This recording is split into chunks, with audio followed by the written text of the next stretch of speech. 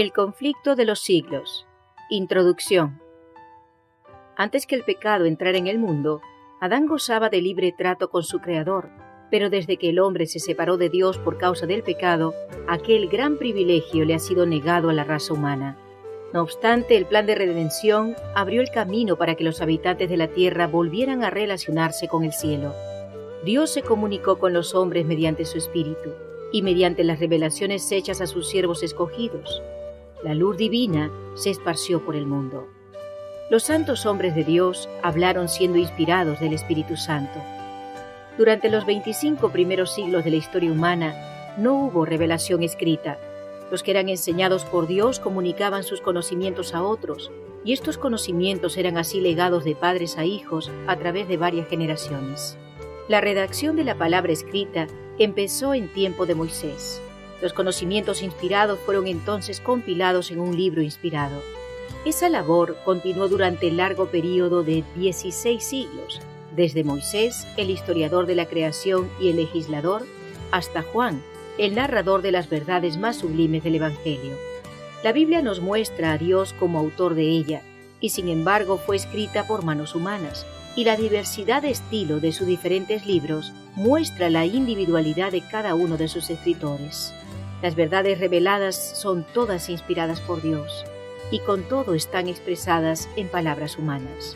Y es que el Ser Supremo e Infinito iluminó con su espíritu la inteligencia y el corazón de sus siervos. Les daba sueños y visiones, y les mostraba símbolos y figuras, y aquellos a quienes la verdad fuera así revelada, revestían el pensamiento divino con palabras humanas. Los 10 mandamientos fueron enunciados por el mismo Dios y escritos con su propia mano.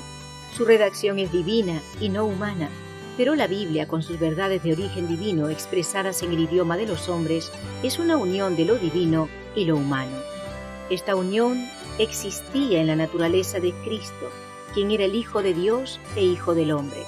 Se puede, pues, decir de la Biblia lo que fue dicho de Cristo: aquel Verbo fue hecho carne y habitó entre nosotros. Escritos en épocas diferentes y por hombres que diferían notablemente en posición social y económica y en facultades intelectuales y espirituales, los libros de la Biblia presentan contrastes en su estilo, como también diversidad en la naturaleza de los asuntos que desarrollan.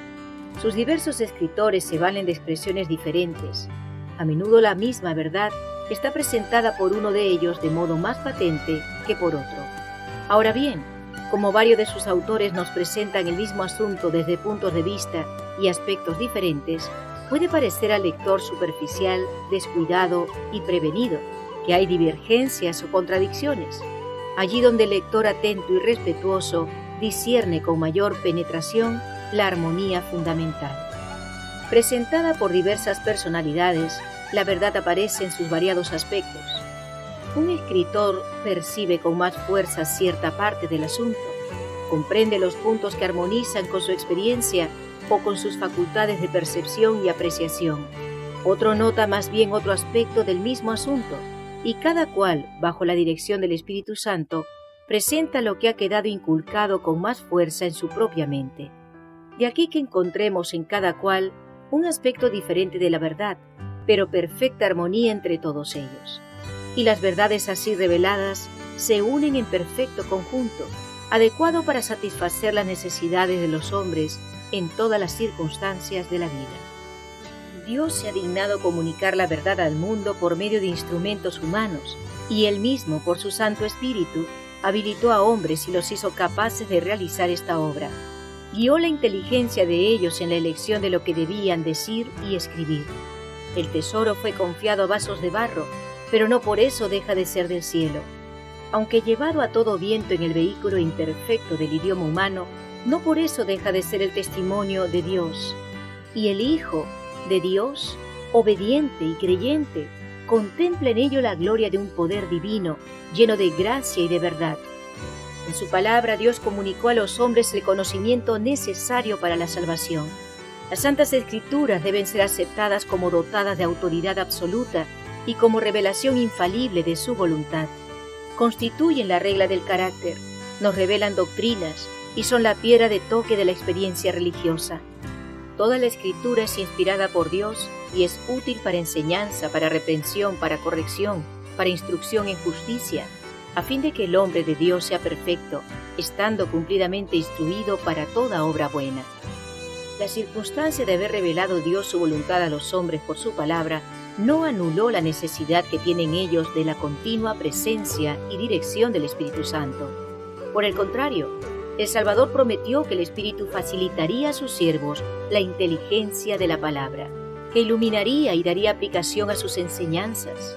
Y como el Espíritu de Dios fue quien inspiró la Biblia, resulta imposible que las enseñanzas del Espíritu estén jamás en pugna con las de la palabra. El Espíritu no fue dado, ni puede jamás ser otorgado para invalidar la Biblia, pues las Escrituras declaran explícitamente que la palabra de Dios es la regla por la cual toda enseñanza y toda manifestación religiosa debe ser probada. El apóstol Juan dice: «No creáis a todo espíritu, sino probad los espíritus si son de Dios, porque muchos falsos profetas han salido por el mundo».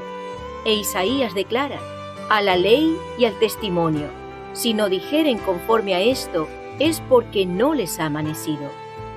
Muchos cargos se han levantado contra la obra del Espíritu Santo, por los errores de una clase de personas que, pretendiendo ser iluminadas por éste, aseguran no tener más necesidad de ser guiadas por la palabra de Dios. En realidad, están dominadas por impresiones que consideran como voz de Dios en el alma. Pero el espíritu que las dirige no es el Espíritu de Dios. El principio que induce a abandonarse a impresiones y a descuidar las Santas Escrituras solo puede conducir a la confusión, al engaño y a la ruina. Solo sirve para fomentar los designios del maligno. Y como el ministerio del Espíritu Santo es de importancia vital para la Iglesia de Cristo, una de las tretas de Satanás consiste precisamente en arrojar oprobio sobre la obra del Espíritu por medio de los errores de los extremistas y fanáticos, y en hacer que el pueblo de Dios descuide esta fuente de fuerza que nuestro Señor nos ha asegurado. Según la palabra de Dios, el Espíritu Santo debía continuar su obra por todo el período de la dispensación cristiana. Durante las épocas en que las Escrituras tanto del Antiguo como del Nuevo Testamento eran entregadas a la circulación, el Espíritu Santo no dejó de comunicar luz a individualidades aisladas, amén de las revelaciones que debían ser incorporadas en el Sagrado Canon. La Biblia misma da cuenta de cómo, por intermedio del Espíritu Santo, ciertos hombres recibieron advertencias, censuras, consejos e instrucción que no se referían en nada a lo dado en las Escrituras. También habla de profetas que vivieron en diferentes épocas, pero sin hacer mención alguna de sus declaraciones. Asimismo, una vez cerrado el canon de las Escrituras, el Espíritu Santo debía llevar adelante su obra de esclarecimiento, de amonestación y consuelo en bien de los hijos de Dios. Jesús prometió a sus discípulos el Consolador, el Espíritu Santo, al cual el Padre enviará en mi nombre. Él os enseñará todas las cosas y os recordará todas las cosas que os he dicho. Cuando viniere aquel Espíritu de verdad, Él os guiará a toda verdad y os hará saber las cosas que han de venir. Las Sagradas Escrituras enseñan claramente que estas promesas, lejos de limitarse a los días apostólicos, se extienden a la Iglesia de Cristo en todas las edades.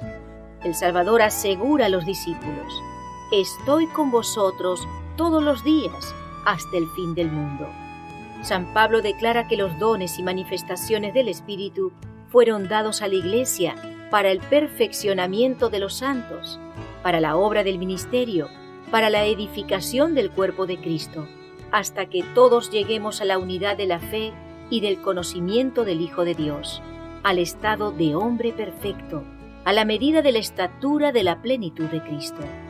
En favor de los creyentes de Éfeso, el apóstol rogó así: «Que el Dios de nuestro Señor Jesucristo, el Padre de la gloria, os conceda espíritu de sabiduría y de revelación en el conocimiento de Él, siendo iluminados los ojos de vuestro entendimiento, para que conozcáis cuál sea la esperanza de vuestra vocación y cuál la soberana grandeza de su poder para con nosotros que creemos».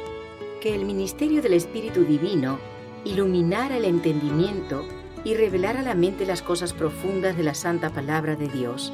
Tal era la bendición que San Pablo pedía para la iglesia de Éfeso. Después de la maravillosa manifestación del Espíritu Santo, el día de Pentecostés, San Pedro exhortó al pueblo al arrepentimiento y a que se bautizara en el nombre de Cristo para la remisión de sus pecados. Y dijo: recibiréis el don del Espíritu Santo, porque para vosotros es la promesa, y para vuestros hijos, y para todos los que están lejos, para cuantos el Señor nuestro Dios llamare. El Señor anunció por boca del profeta Joel que una manifestación especial de su Espíritu se realizaría en el tiempo que precedería inmediatamente a las escenas del gran día de Dios. Esta profecía se cumplió parcialmente con el derramamiento del Espíritu Santo, el día de Pentecostés, pero alcanzará su cumplimiento completo en las manifestaciones de la gracia divina que han de acompañar la obra final del Evangelio. El gran conflicto entre el bien y el mal aumentará en intensidad hasta la consumación de los tiempos. En todas las edades la ira de Satanás se ha manifestado contra la Iglesia de Cristo, y Dios ha derramado su gracia y su Espíritu sobre su pueblo para robustecerlo contra el poder del maligno. Cuando los apóstoles de Cristo estaban por llevar el Evangelio por el mundo entero y consignarlo por escrito para provecho de todos los siglos venideros, fueron dotados especialmente con la luz del Espíritu. Pero a medida que la Iglesia se va acercando a su liberación final, Satanás obrará con mayor poder, descenderá teniendo grande ira, sabiendo que tiene poco tiempo. Obrará con grande potencia y señales y milagros mentirosos. Por espacio de 6.000 años, esa inteligencia maestra, después de haber sido la más alta entre los ángeles de Dios, no ha servido más que para el engaño y la ruina. Y en el conflicto final se emplearán contra el pueblo de Dios todos los recursos de la habilidad y sutilezas satánicas, y toda la crueldad desarrollada en esas luchas seculares.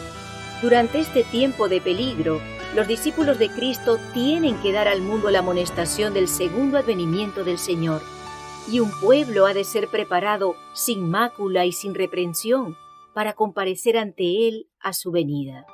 Entonces el derramamiento especial de la gracia y el poder divinos no será menos necesario a la Iglesia que en los días apostólicos. Mediante la iluminación del Espíritu Santo, las escenas de la lucha secular entre el bien y el mal fueron reveladas a quien escribe estas páginas. En una y otra ocasión se me permitió contemplar las peripecias de la gran lucha secular entre Cristo, príncipe de la vida, autor de nuestra salvación, y Satanás, príncipe del mal, autor del pecado y primer transgresor de la santa ley de Dios. La enemistad de Satanás contra Cristo se ensañó en los discípulos del Salvador. En toda la historia puede echarse de ver el mismo odio a los principios de la ley de Dios, la misma política de engaño, mediante la cual se hace aparecer el error como si fuese la verdad. Se hace que las leyes humanas sustituyan las leyes de Dios y se induce a los hombres a adorar la criatura antes que al Creador. Los esfuerzos de Satanás para desfigurar el carácter de Dios, para dar a los hombres un concepto falso del Creador y hacer que le consideren con temor y odio más bien que con amor. Sus esfuerzos para suprimir la ley de Dios y hacer creer al pueblo que no está sujeto a las exigencias de ella. Sus persecuciones dirigidas contra los que se atreven a resistir a sus engaños han seguido con rigor implacable. Se pueden ver en la historia de los patriarcas, de los profetas y apóstoles, de los mártires y reformadores. En el gran conflicto final, Satanás empleará la misma táctica, manifestará el mismo espíritu y trabajará con el mismo fin que en todas las edades pasadas. Lo que ha sido volverá a ser, con la circunstancia agravante de que la lucha venidera será señalada por una intensidad terrible, cual el mundo no la vio jamás. Las seducciones de Satanás serán más sutiles, sus ataques más resueltos. Si posible le fuera, engañaría a los escogidos mismos. Al revelarme el Espíritu de Dios las grandes verdades de su palabra y las escenas del pasado y de lo porvenir, se me mandó que diese a conocer a otros lo que se me había mostrado y que trazase un bosquejo de la historia de la lucha en las edades pasadas y especialmente que la presentase de tal modo que derramase luz sobre la lucha futura que se va acercando con tanta rapidez. Con este fin, he tratado de escoger y reunir acontecimientos de la historia de la Iglesia en forma que quedara bosquejado el desenvolvimiento de las grandes verdades comprobantes que en diversas épocas han sido dadas al mundo, han excitado la ira de Satanás y la enemistad de la Iglesia amiga del mundo, y han sido sostenidas por el testimonio de aquellos que no amaron sus vidas, exponiéndolas hasta la muerte. En esos anales podemos ver un anticipo del conflicto que nos espera. Considerándolos a la luz de la palabra de Dios y por la iluminación de su Espíritu, podemos ver descubierto las estratagemas del maligno y los peligros que deberán evitar los que quieran ser hallados sin mácula ante el Señor a su venida. Los grandes acontecimientos que marcaron los pasos de reforma que se dieron en siglos pasados son hechos históricos, harto conocidos y universalmente aceptados, que nadie puede negar.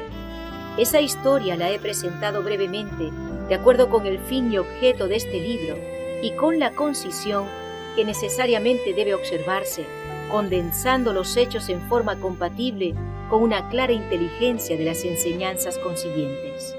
En algunos casos, cuando he encontrado que un historiador había reunido los hechos y presentado en pocas líneas un claro conjunto del asunto, o agrupado los detalles en forma conveniente, he reproducido sus palabras, no tanto para citar a esos escritores como autoridades, sino porque sus palabras resumían adecuadamente el asunto. Y al referir los casos y puntos de vista de quienes siguen adelante con la obra de reforma en nuestro tiempo, me he valido en forma similar de las obras que han publicado. El objeto de este libro no consiste tanto en presentar nuevas verdades relativas a las luchas de pasadas edades, como en hacer resaltar hechos y principios que tienen relación con acontecimientos futuros. Sin embargo, cuando se considera los tales hechos y principios como formando parte de la lucha empeñada entre las potencias de la luz y las de las tinieblas, todos esos relatos del pasado cobran nuevo significado y se desprende de ellos una luz que proyecta rayos sobre el porvenir, alumbrando el sendero de los que, como los reformadores de los siglos pasados, serán llamados, aun a costa de sacrificar todo bien terrenal, a testificar de la palabra de Dios y del testimonio de Jesucristo. Desarrollar las escenas de la gran lucha entre la verdad y el error, descubrir las tretas de Satanás y los medios de resistirle con éxito, presentar una solución satisfactoria del gran problema del mal, derramando luz sobre el origen y el fin del pecado, en forma tal que la justicia y benevolencia de Dios en sus relaciones con sus criaturas queden plenamente manifiestas, y hacer patente el carácter sagrado e inmutable de su ley. Tal es el objeto de esta obra, que por su influencia muchos se libren del poder de las tinieblas y sean hechos aptos para participar de la suerte de los santos en luz, para la gloria de aquel que nos amó y se dio a sí mismo por nosotros. Tal es la ferviente oración de la autora.